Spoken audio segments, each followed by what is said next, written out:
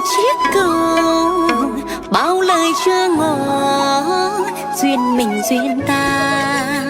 Mời anh về Bắc Ninh em chơi thăm lễ hội nô nức đông vui quanh năm, qua đền Bà Chúa cầu lộc cầu tài, sang dầm tháng 8 ung dung chơi trăng, đua thuyền rẽ gió